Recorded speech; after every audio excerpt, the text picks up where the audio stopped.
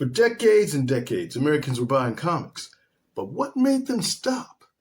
And why are they buying them again? Let's talk about it.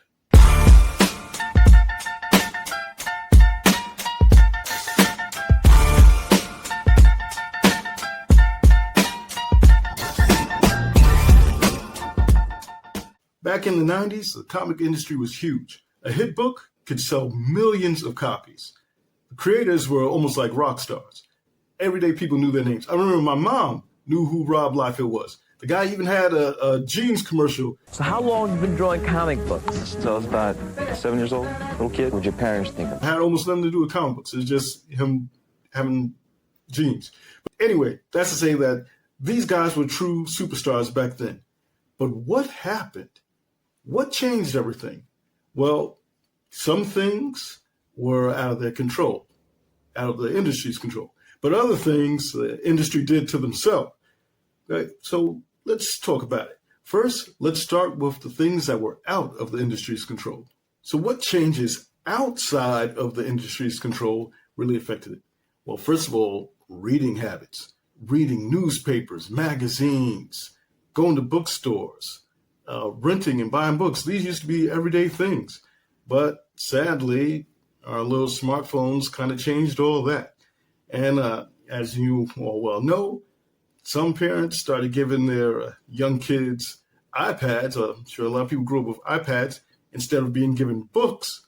And people grew up without a love of reading. Younger generations are falling behind as reading declines. According to a survey last year, Gen Z read fewer books than any generation.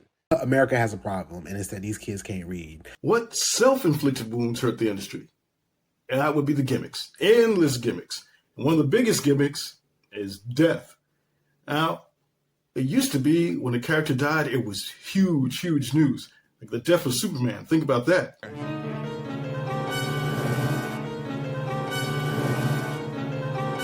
Most reports, can it be true? Superman will die November 18th at the hands of a villain named Doomsday? The death of Superman was huge. And why? Because back in the day when a character died, they usually stayed dead. But now, when a character dies, nobody cares because the character is probably going to be back in another month. And we all know it. Hello, boys! I'm back! So, it doesn't really work. It doesn't have any impact at all. And it's become an overused trope that just doesn't even get any attention anymore. Oh, come on! Another thing that's hurt mainstream comics is quality. Now, to be fair, from the late 90s and into the 2000s already, quality of the books was already going down. But when Disney bought Marvel, everything changed. They only cared about the books that they had the film rights to.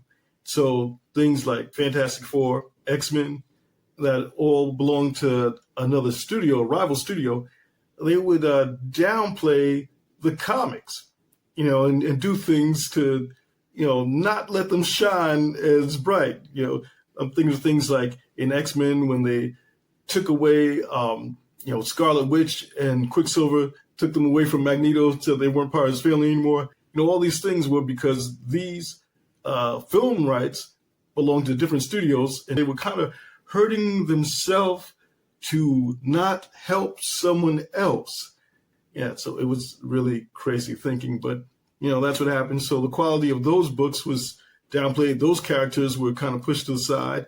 And and also, later on, of course, when Disney was able to buy Fox and get the rights back to a lot of those characters, after years of these characters being pushed to the side, it's kind of hard to say, hey, everybody, come back and buy these books. We're going to make them good again. We know we've made them kind of trash for a few years, but now we promise it'll be good stuff. Yeah, it's kind of hard to lure the fans back after you've done everything to chase them away. You're too late! You're too late! But while quality was slipping in the big two, the indies were turning out some of the best books in the business. Think about things like Bitter Root, Saga, Invincible, Walking Dead. these things were becoming huge hits, while titles like Thor, Superman were becoming pretty like stale, and in some cases, some of the things going on, like in Spider-Man, I'm talking directly about that, the devil taking away Mary Jane and Peter's marriage. Some things they were doing seemed like they were designed to turn fans away. So while that type of stuff was going on in the big two, all the energy in comics was moving towards the indies.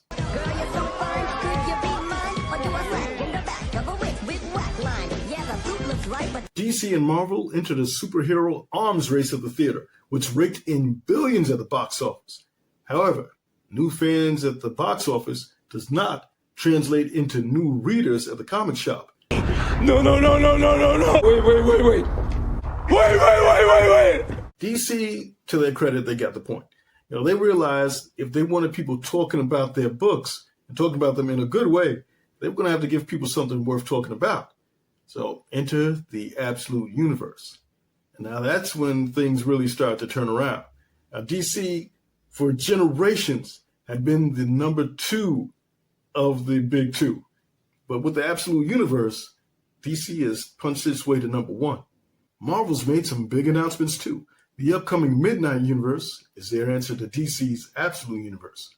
So there's a lot of energy in mainstream comics again. And that is good for the mainstream as well as the indies. So let us know, what do you think? Are you looking forward to the Midnight Universe? Are you invested in the absolute universe? Has it inspired you to buy some more mainline DC? Or are you more into the indie titles? Or are you a manga person? Let us know. Hit us up in the comments. All right, coming up, my guy SP0, he's going to talk about the comics that you should be reading this week. Till next time.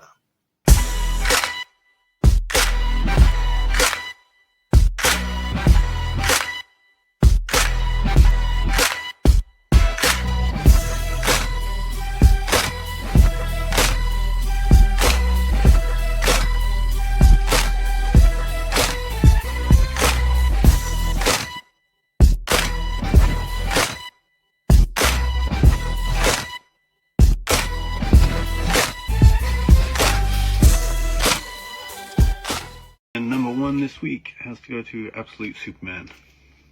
It rocked.